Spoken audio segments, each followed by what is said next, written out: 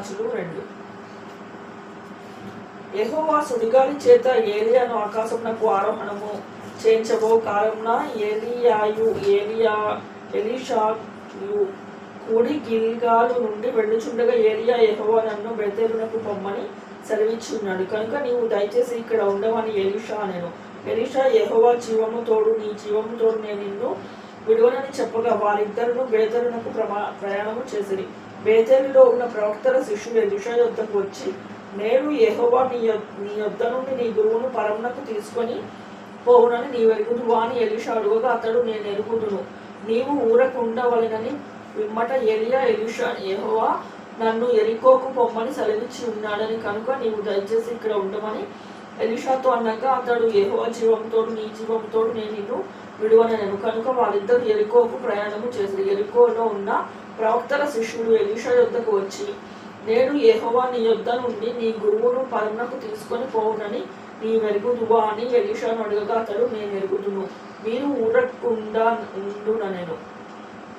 అంతటా ఏలియా, యెహోవా నన్ను యోర్దానుకు పొమ్మని సెలవిచ్చి ఉన్నాడు కనుక నీవు దయచేసి ఇక్కడ ఉండమని ఎలీషాతో అనెను. అందుకు అతడు, యెహోవా జీవముతోడు నీ జీవంతోడు నేను నిన్ను విడువనని చెప్పాను. కనుక వారిద్దరు ప్రయాణమే సాగి వెళ్ళేది. ప్రవక్తల శిష్యులలో 70 మంది దూరమున నిలిచి చూచుండగా వారిద్దరు యోర్దాను నది దగ్గర నిలిచిరి. అంతటా ఏలియా తన దుప్పటి తీసుకొని మడత పెట్టి నీటి మీద కొట్టగా అది అవతలకును విడిపోయాను.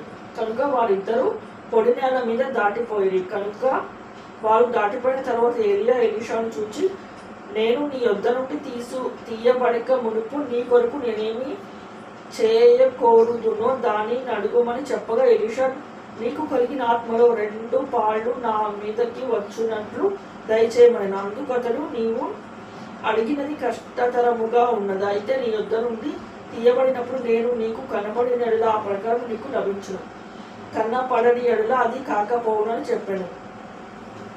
వారు ఇంకా వెళ్ళుచు మాట్లాడుచుండగా ఇదిగో అగ్ని రథములను కనపడి వీరిద్దరూ వేరు చేసెను. అప్పుడు ఏలియా సుడిగాలి చేత ఆకాశమునకు ఆరోహణం ఆయను. ఎలీషాని చూచి, తండ్రి, నా తండ్రి, ఇశ్రాయేలు వారికి రథములు రౌతులను నీవే అని కేకలు వేసిన. అంతటా ఏలియా అతనికి మరలా కనపడకపోయెను. అప్పుడు ఎలీషా తన వస్త్రమును పట్టుకొని 2 తునకలుగా చేశాను. మరియు ఏలియా దుప్పటి కింద పడగా అతడు దాన్ని తీసుకొని యోర్దాను ఒడ్డునకు వచ్చి నిలిచి ఒంటి మీద నుండి కింద పడిన ఆ దుప్పటిని తీసుకొని నీటి మీద కొట్టి, ఏలియా యొక్క దేవుడైన యెహోవా ఎక్కడ ఉన్నాడను. అతడు ఆ దుప్పటితో నీటిని కొట్టగా అది అటు ఇటు విడిపోయినందున ఎలీషా అవతలి ఎద్దునకు నడిచిపోయాను. ఎరికో దగ్గర నుండి కనిపెట్టుచుండిన ప్రవక్తల శిష్యులు అతని చూచి, ఏలియా ఆత్మ ఎలీషా మీద నిలిచి ఉన్నారని చెప్పుకొని అతనిని ఎదుర్కొనబోయి అతనికి సాష్టాంగ నమస్కారం చేసి అతనితో ఇట్లనిది, ఇదిగో నీ దాసులనైనా మా యొద్ద నుండి 80 మంది బలము కలవారు ఉన్నారు.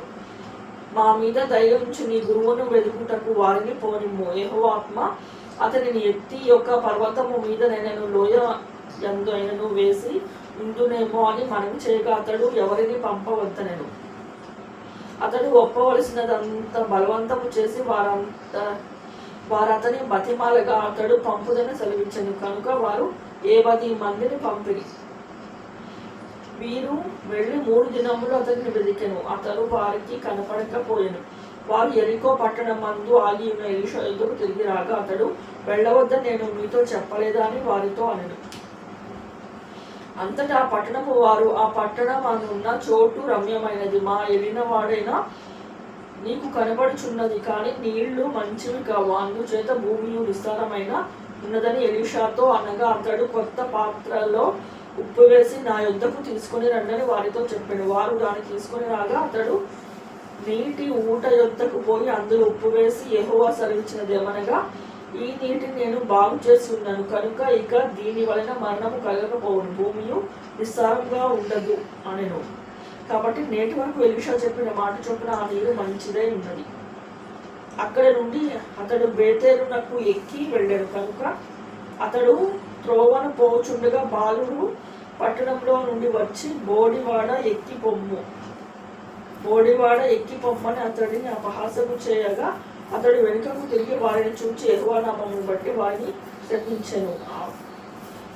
అప్పుడు రెండు ఆడు ఎలుగు బంట్లు అడవిలో నుండి వచ్చి వారి 42 బాలులను చీల్చి చేశాను. అతడు అచ్చటి నుండి పోయి కర్మెలు పర్వతమునకు వచ్చి అచ్చటి నుండి పోయి షోమ్రోనునకు తిరిగి వచ్చాను.